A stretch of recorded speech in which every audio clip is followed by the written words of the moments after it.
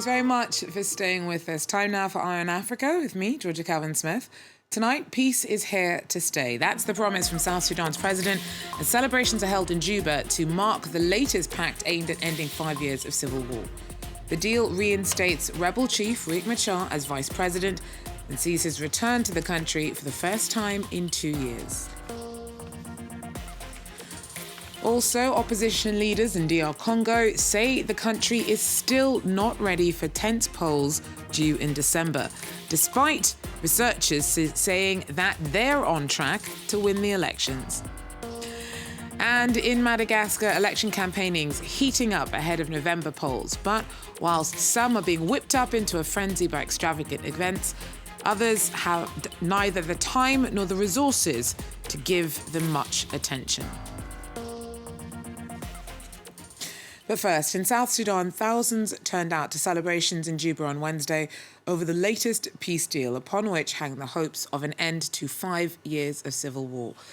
Rebel chief Riek Machar returned to South Sudan for the first time in 2 years to take part in the ceremony.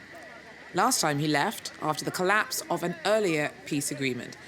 Now he'll be reinstated as vice president under President Salva Kiir, his former rival.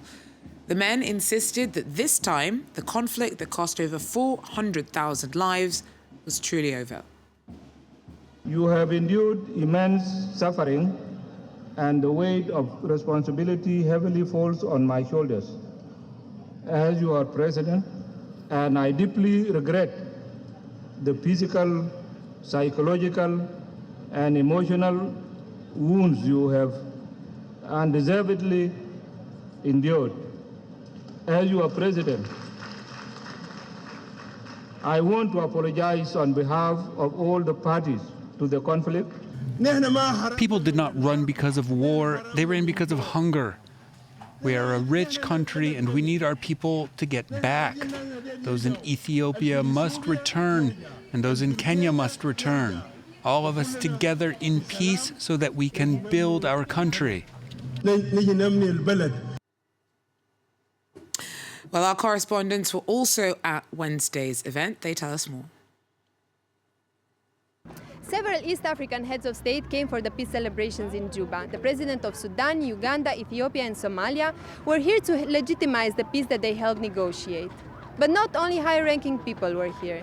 There were thousands of South Sudanese who came to celebrate, some from very far, and they wanted to see their leaders come together. Listen to them. I have 2 days on the way. I left on Tuesday. I have spent 2 days on the way.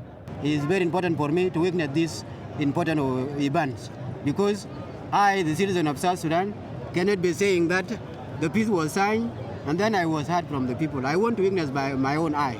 Today, that marks the end of suffering of the people of South Sudan, and we are very happy for that. When they come to Juba, all of them, we thought that peace is really is instrument, peace is alive, because they come, all of them here in South Sudan. Hopes are high, but there are still risks that the peace might not hold, as there were some fightings around South Sudan over the last few weeks. In 2016, opposition leader and former Vice President Riek Machar came to South Sudan but had to flee only 2 months after, when fighting broke out in Juba. Hundreds of people lost their lives. Despite all the past problems, people are hopeful that this peace will hold.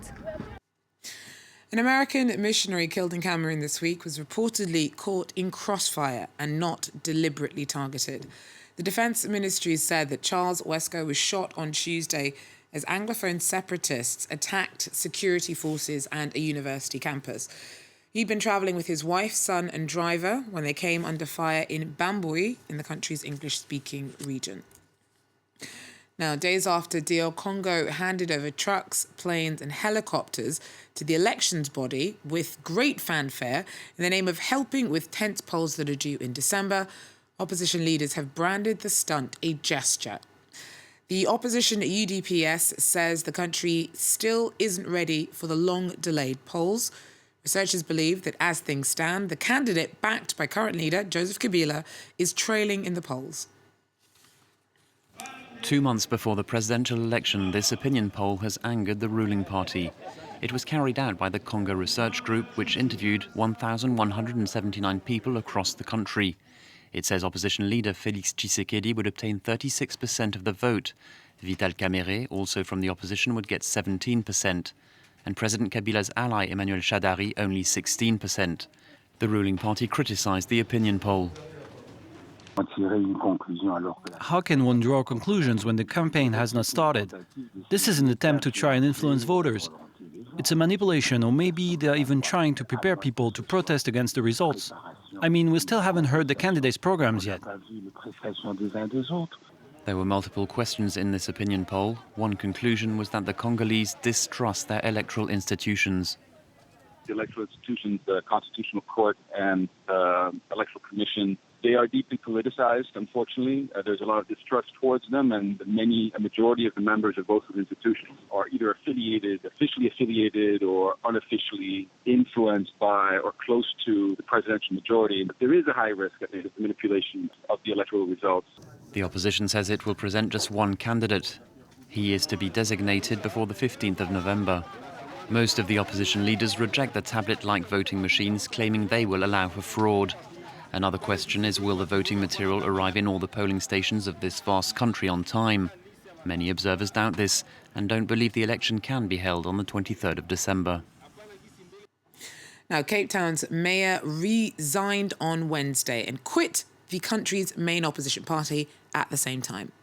The Democratic Alliance had been trying to get rid of Patricia de Lille for months.